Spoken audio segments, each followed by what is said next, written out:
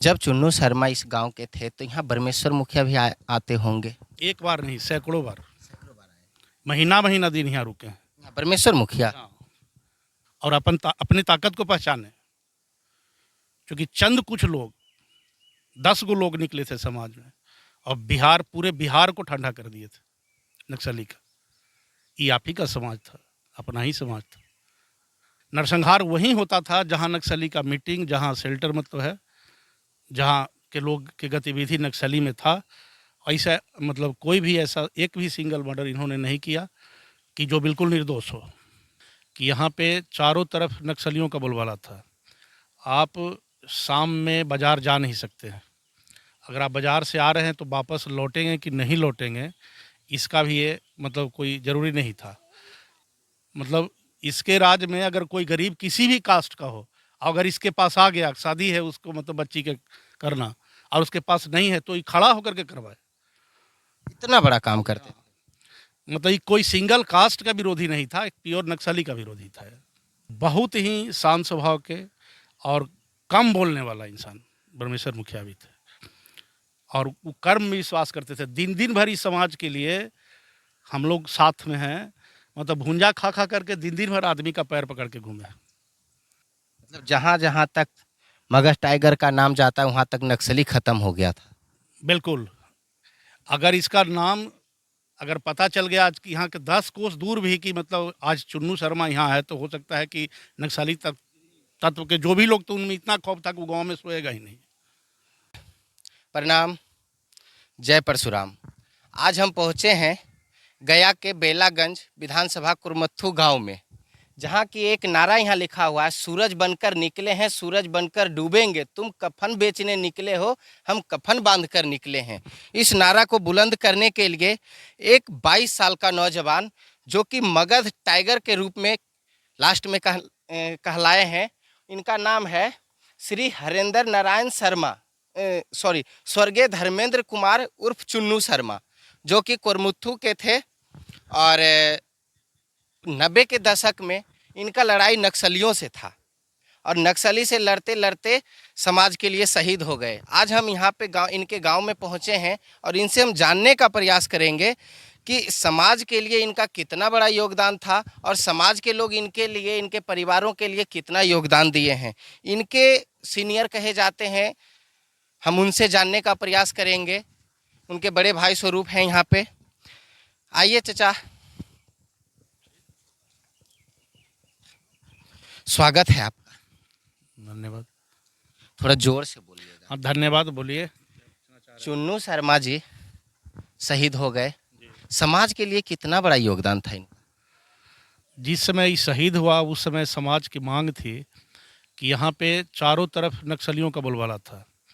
आप शाम में बाज़ार जा नहीं सकते हैं। अगर आप बाज़ार से आ रहे हैं तो वापस लौटेंगे कि नहीं लौटेंगे, इसका भी ये मतलब कोई ज़रूरी नहीं था। 96 में यहाँ एक किसान का इसी गांव में नक्सलियों के द्वारा अपहरण करके हत्या कर दिया गया। उसके बाद चुन्नू शर्मा मतलब निकले, गांव-गांव गए। उनके पास कोई ना हथियार ना कोई, मतलब केवल गांव-गांव जाके लोगों को मना करके, पैर पकड़ करके समाज के लोगों को जगाया नक्सली के विरुद्ध में लड़ने के लिए।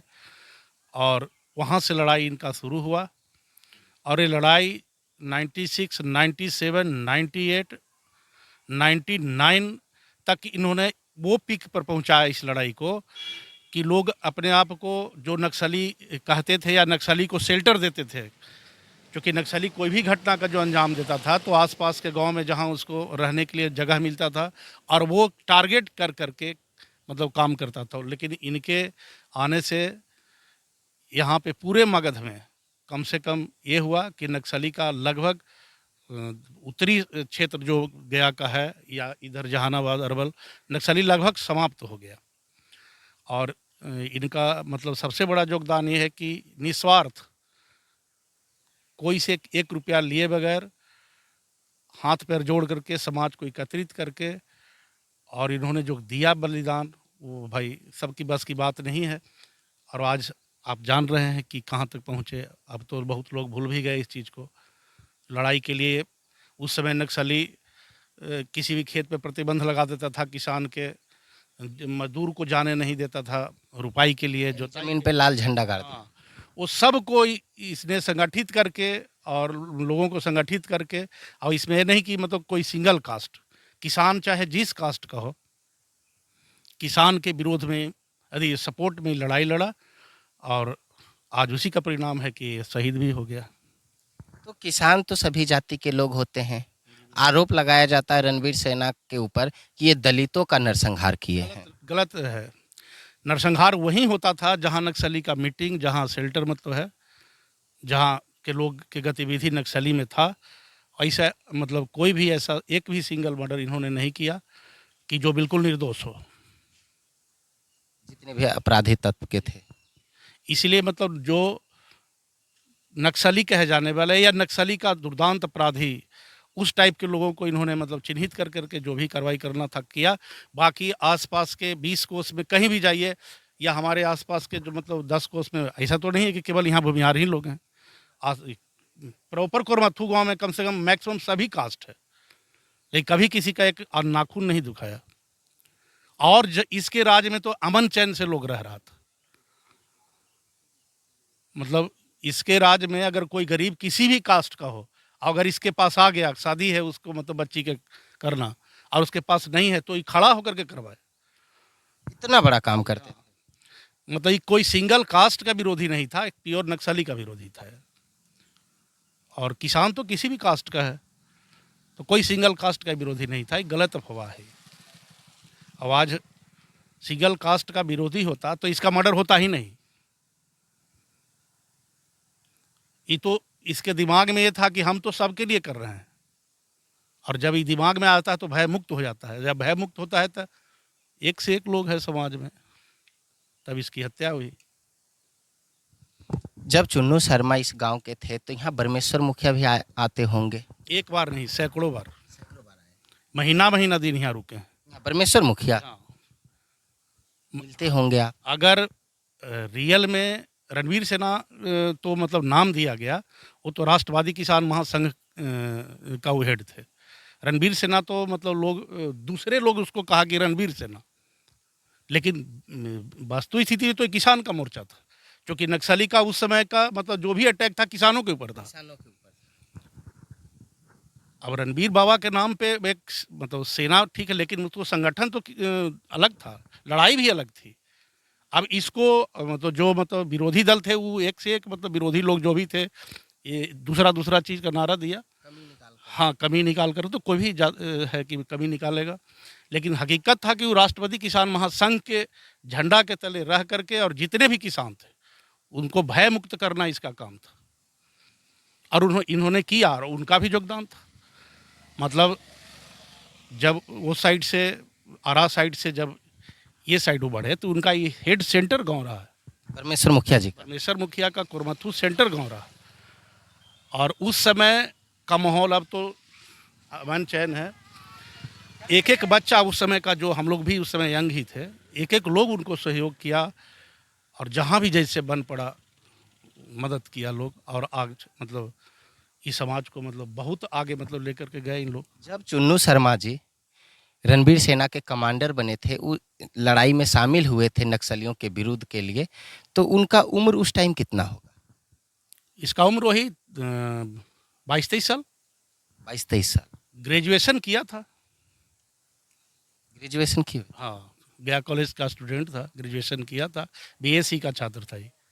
पढ़ने में भी अच्छा, बाप का इकलौता बेटा, पिताजी टीचर, 12-14 बीघा खेत भी पड़ता है एक सिंगल लड़का पे। हमारे तरफ 12-14 बीघा बहुत होता है एक लड़का पर। तो कमी कमी किसी चीज़ का नहीं था। चाचा ओवरसियर, बाकी समृद्ध परिवार था, सिंगल भाई था ये। लेकिन जब उस समय चारों तरफ नक्सलियों का कोहराम था, और लोग डर से निकलते नहीं थे अपने घर से, उस समय ही झंडा उठाया था ब्रह्मेश्वर मुखिया के तले, और धीरे धीरे मगध से लगभग सफाया कर चुका था। इसका नाम का मगध में मतलब एक अलग ढंग का आतंक था, जबकि अपने हाथ से किसी एक सिंगल पर्सन का ही मर्डर नहीं किया। नक्सलियों में पूरा खौफ था। खौफ था, इनका खौफ था, क्योंकि मतलब जहाँ भी उसका जमावड़ा होता था वहीं पे हमारा संगठन के लोग पहुंच जाते थे। आप उस टाइम कितने उम्र के थे? हमसे ही 2-2.5 साल छोटा था, तो 25 साल 26 साल उम्र रही होगी हमारे भी। यानी आज अगर मतलब वो जीवित होते तो शायद आपके साथ वो भी सेना, अगर समाज के प्रति ऐसा दुख नहीं आता, अगर हथियार उठाने की बात नहीं बिल्कुल होती बिल्कुल। तो आपके साथ वो भी सेना में होते। स्पोर्ट्समैन था, first class football player, 100 metre sprinter, plus मतलब क्रिकेट का आजकल लड़का लोग क्रिकेट का टॉप क्लास का बैट्समैन। मतलब स्पोर्ट मैन भी पूरा एक। बिल्कुल। आप हमारे बगल में जाएंगे, स्पोर्ट्समैन है, ये भी लड़का लोग सब खेलता है। बगल में देखिए ग्राउंड हमारे गांव में है, ये जस्ट बगल में 100 मीटर आगे ग्राउंड है। तो इसी ग्राउंड का वही प्रोडक्ट था, इसी ग्राउंड के हम लोग ही प्रोडक्ट थे। लेकिन वो उसकी दिशा अलग गई। हम लोग फौज में थे तो हम लोग तो पहले ज्वाइन कर लिए। हम तो 90 में ही ज्वाइन कर लिए थे। लेकिन जो कहिए, ब्रह्मेश्वर मुखिया जी को सेना से विशेष लगाव था। यहाँ रह गए तो उनके जो भी कमांडर रहे वो रणवीर सेना कहलाए, और आप चले गए तो वहाँ आर्मी में सेना कहलाए। हाँ हाँ। देखिए उनको जो नहीं देखा है, मतलब जो नज़दीक से या उनके साथ नहीं रहा है तो उनको लगता होगा, लेकिन बहुत ही शांत स्वभाव के और कम बोलने वाला इंसान ब्रह्मेश्वर मुखिया भी थे। और वो कर्म में विश्वास करते थे। दिन दिन भर इस समाज के लिए हम लोग साथ में हैं। मतलब भुंजा खा खा करके दिन दिन भर आदमी का पैर पकड़ के घूमे। बहुत सारा उस समय भूमिहार से भी लोग थे कि जो नक्सली में मजबूरन बस गए थे, या तो उनकी मजबूरी थी कम जनसंख्या में जहाँ थे, या सिलेंडर बोल गए थे नक्सलियों के विरोध में।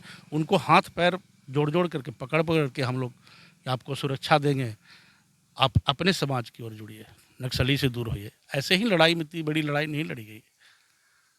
जहाँ भी खेत कब्जा किया, जहाँ भी मतलब झंडा गाड़ा हुआ, जा करके लोगों ने हल चलवाया, खेत जोतवाया, फसल कटवाया, एकदम नक्सली भय मुक्त करवा गए। नक्सली भय मुक्त। आज है यदा कदा गया कि वो साइड पता चलता है, लेकिन इस साइड तो अभी शांति है। मतलब जहाँ जहाँ तक मगध टाइगर का नाम जाता है वहाँ तक नक्सली खत्म हो गया था। बिल्कुल। अगर इसका नाम अगर पता चल गया आज कि यहाँ के 10 कोस दूर भी कि मतलब आज चुन्नू शर्मा यहाँ है, तो हो सकता है कि नक्सली तत्व के जो भी लोग, तो उनमें इतना खौफ था कि वो गाँव में सोएगा ही नहीं। नाम ही काफी था। नाम ही काफ़ी था। आजकल के नौजवान युवा को क्या कहिएगा जो पबजी और मतलब कि कई अन्य तरह के गेम में व्यस्त रहते हैं? खास करके अपने समाज में आज तो माहौल देख रहे हैं बिहार में नौकरी का क्या स्थिति है। जब से ये सरकार है तो अब तो सब सेटिंग हो जा रहा है। तो खास करके भूमिहार की नौकरी के लिए तो बहुत ज़्यादा मतलब कष्ट है। तो सबसे बड़ा चीज़ तो कि पढ़े और स्वाभिमान से जिए। अरे नहीं, मतलब ये नहीं कि ग्राउंड में बैठे हैं और गेम खेल रहे हैं लूडो। स्पोर्ट्स से भी लगाव रखें, क्योंकि जब आप फिट नहीं रहिएगा तो दिमाग भी आपका तेज नहीं रहेगा। यही कहेंगे। और हम तो ये भी और कहेंगे कि कहीं जहाँ के भी अपने समाज के लोग हैं एकत्रित रहें और अपनी ताकत को पहचानें। क्योंकि चंद कुछ लोग, 10 गो लोग निकले थे समाज में और पूरे बिहार को ठंडा कर दिए थे नक्सली का। ये आप ही का समाज था, अपना ही समाज था। तो आज थोड़ी है कि अपना समाज मतलब इसको केवल जगाने की ज़रूरत है। ये जगेगा तो किसी से कमज़ोर नहीं है। चुन्नू शर्मा जी जब कहीं जाते होंगे किसी लड़ाई को लड़ने के लिए, तो कोई वैसा विशेष नारा होगा उनका जो कि लड़ाई से पहले शुरुआत करते होंगे? देखिए, कोई ऐसा नारा वगैरह तो होता नहीं है। जैसे आप कहीं जा रहे हैं लड़ने के लिए, कहीं जा, जैसे क्रांति लाने के लिए कोई तो वैसा स्लोगन होता है। देखिए उसका यही एक था, वो अपने ही बोलते रहता था, समझ गए ना। सूरज बनकर निकले हैं, सूरज बनकर डूबेंगे, तुम कफन बेचने निकले हो, हम कफन बांध कर निकले हैं। वो ऐसा ही था। और उस समय उस ज़माने में जो मतलब लोग गाता था वो गीत टाइप के, जो रणबीर सेना का एक दो गाना, तो वो मतलब वो गुनगुनाते रहता। हालांकि गाता तो नहीं था, पर गाता इतना मतलब हृदय से था कि अगर कोई, हालांकि उसको ताल का भी ज्ञान नहीं था, लेकिन गाता ही था कि गाते गाते गाते गाते और आँख लाल, मतलब बिल्कुल जेन्युइन वो समाज का समर्पित लड़का था। मतलब हृदय से, जो मतलब जिसको कोई लोभ ना हो, केवल समाज ही इसको नज़र आया। और इसका पूरा बिहार समाज था। और बिहार ही नहीं, बहुत उत्तर प्रदेश, जब इसका मर्डर हुआ और 12 दिन के अंदर कम से कम उत्तर प्रदेश, मध्य प्रदेश, कहाँ-कहाँ से अपने समाज के लोग नहीं आए। था इसमें एक व्यक्ति विशेष था, इसमें एक गुण था। एक सवाल आपसे और रहेगा कि यहाँ के स्थानीय जो विधायक हैं, एक जिला परिषद की महिला जो राजपूत जाति से आती है, और बिहार के मुख्यमंत्री नीतीश कुमार जी कहते हैं कि हम महिला सशक्तिकरण दिखा रहे हैं, महिलाओं को सम्मान दे रहे हैं, महिलाओं को आरक्षण दे रहे हैं, महिलाओं को आगे बढ़ा रहे हैं, उनको अपना जो भी हो नीतीश कुमार जी नारा देते हैं। उन्हीं के सरकार में मंत्री जो सहकारिता मंत्री हैं सुरेंद्र यादव, वो महिलाओं को अपमानित करते हैं, बोलते हैं दिल्ली से चलकर आती है, हाफ पैंट और टी शर्ट पहनकर घूमती है, फिर लोगों के साथ फ़ोटो खिंचवाती है, फिर लड़के को सपने में आती है, लड़का वही मोबाइल को चूमता है फ़ोटो को, ऐसा। और सैकड़ों की संख्या में वहाँ महिला है, सभा बुलाया जाता है, जेंट्स भी रहते हैं, और इस तरह से एक जाति विशेष, क्योंकि वो महिला राजपूत है, अगर कोई अदर कास्ट की महिला रहती उसी पार्टी में, राजद में सरिका पासवान जी जैसे रोज़ सवर्णों को गरियाती है वो महिला, उनके प्रति किसी तरह का कोई बात नहीं, लेकिन एक राजपूत महिला को विशेष करके ऐसा बोलना कहाँ तक सही? देखिए, मतलब किसी भी कास्ट का महिला हो, मतलब एक जनप्रतिनिधि को इस ढंग का नहीं बोलना चाहिए। लेकिन आप शायद इतिहास नहीं जानते, 1990 से वो विधायक हैं इस क्षेत्र के। और ख़ास करके बिहार में काम नहीं देखा जाता है, कास्ट देखा जाता है। हम लोग भी उसी क्षेत्र के लोग हैं।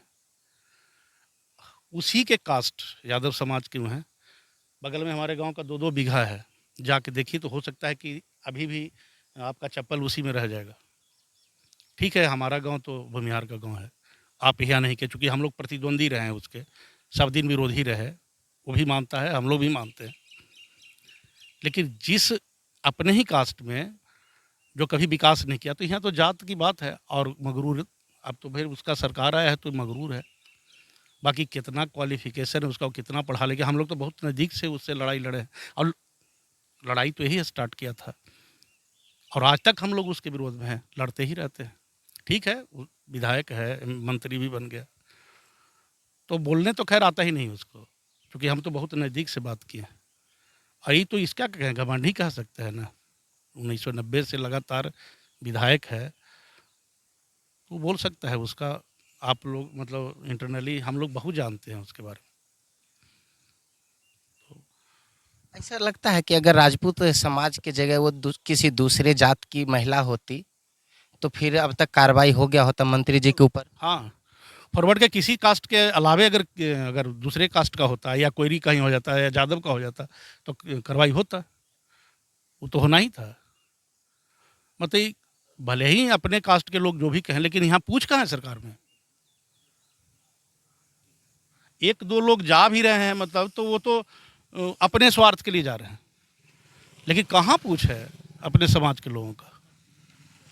ये अभी तो हम देख रहे हैं 90 से तो हम लोग भी बड़े हो गए, तो देख रहे हैं कि एक भी जो पुराने लोग थे, रमाश्रे बाबू वगैरह इस टाइप के नेता थे, अब कहाँ एक भी आपके समाज का। वो तो ऐसा व्यवस्था कर दिया कि आपको तो मुखिया नहीं बनने देगा। सब जगह आरक्षण करके आपको तो मुखिया तक नहीं बनने देगा, विधायक कहाँ से बनिएगा। तो अपने समाज के नेता नहीं, आपके समाज के नेता अगर नहीं बोलते हैं तो इसीलिए ऐसा आपके साथ, आपके महिलाओं के साथ अभद्र व्यवहार टिप्पणियां किया जाता है। बिल्कुल, एक समय था कि बिहार में राष्ट्रपति शासन भी लगा था और इसी का लगवाया हुआ था। चुन्नू शर्मा जी का। हाँ। उस समय राजद का ही सरकार था। ये नारायणपुर नरसंहार के बाद राष्ट्रपति शासन बिहार में लगा था। नारायणपुर में किनका नरसंहार हुआ? नक्सली का।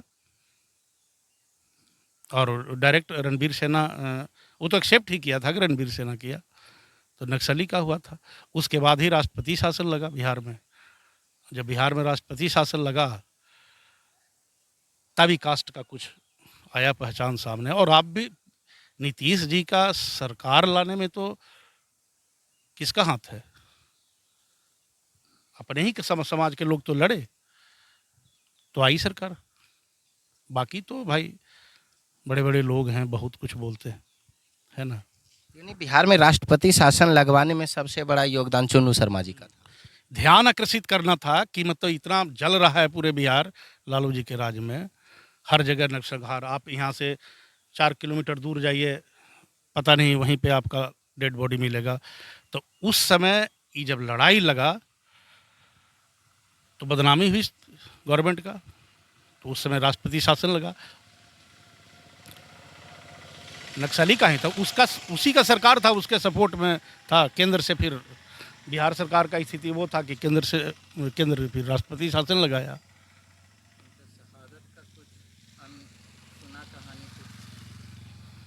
देखिए, अनसुना कहानी इसमें कुछ नहीं है, ये तो अपने ही लोग का मतलब सेटिंग था। वो तो हर जगह जानते हैं कि मतलब जब कोई बहुत बड़ा पेड़ को गिराना होता है तो कुछ ना कुछ अपने ही टूल्स का इस्तेमाल लोग करता है। तो हाँ, तो अपने ही टूल्स इस्तेमाल हुआ इसमें। बाकी तो दुश्मन दुश्मन होता ही है, पर अपने ही टूल्स का इस्तेमाल हुआ और इनका मतलब हत्या हुई। ऐसे तो मतलब प्रत्यक्ष रूप से पुलिस के द्वारा इनकाउंटर दिखाया गया, लेकिन पुलिस को पकड़ के दे दिया गया। पुलिस के मतलब इतना पावर नहीं था कि इसको रोक दे। यानी कि सत्ता में है तो जो दिखाएंगे, जो कहेंगे, लोग को एक्सेप्ट करना पड़ेगा। तो आपको जो हिस्ट्री पढ़ाएगा वो आप पढ़िए, वो तो जो किताब लिखेगा वही वही पढ़ना है। परिवार का हालात कैसा है? परिवार का हालात यही है कि पत्नी भी मर गई, एक बच्ची भी मर गई, एक बच्चा एक बच्ची है। तो अपने मामा के यहाँ एक तो लड़का है, तो वो पढ़ रहा है, अभी इंजीनियरिंग कर रहा है, और एक बच्ची है वो भी मतलब एमबीए कर रही है। यही दो रह गया। और तो पिताजी है ये नहीं है, एक बहन है तो शादीशुदा। यहाँ कार्यक्रम भी होता होगा। हाँ, यहाँ पे शहादत दिवस इसका 6 सितंबर का शहादत दिवस होता है। 6 सितंबर 2001 में इसकी हत्या हुई थी। और तो 6 सितंबर के दिन भर यहाँ मतलब लोग आते जाते रहते हैं, जिनका भी श्रद्धा है। बिहार से जो भी बाहर से लोग आते हैं। और इसी के अति में उपलक्ष्य में हम लोग मतलब कोई टूर्नामेंट वगैरह भी कराते हैं। यही है। यानी कौन सा खेल से उनको लगाव था? हाँ, फुटबॉल भी, क्रिकेट भी वो हम लोग कराते हैं। इस बार तो गोलू राजा भी आया था यहाँ पे, मतलब समाज के ही नाम पे। आपका नाम क्या है? रामनिवास शर्मा। रामनिवास। जैसे कि आप सुन रहे थे रामनिवास शर्मा जी से, जो कि चुन्नू टाइगर जी के बारे में बता रहे थे। उनके सीनियर भी रहे हैं और उस लड़ाई में हिस्सा और योगदान इनका भी था, लेकिन इनको सेना में जाना था, इसलिए बीच में सेना में चले गए और इधर की लड़ाई चुन्नू शर्मा जी की जिम्मेदारी रही। विशेष करके फिर आगे और जो भी अपडेट होगा हम आपको दिखाएंगे। आप बने रहें मेरे साथ। अगर आप फेसबुक पे देख रहे हैं तो मेरे पेज को फॉलो और शेयर करें। अगर आप यूट्यूब पे देख रहे हैं तो मेरे चैनल को सब्सक्राइब करें, ताकि कोई भी वीडियो हम आप तक आसानी से पहुंचा सकते हैं। धन्यवाद।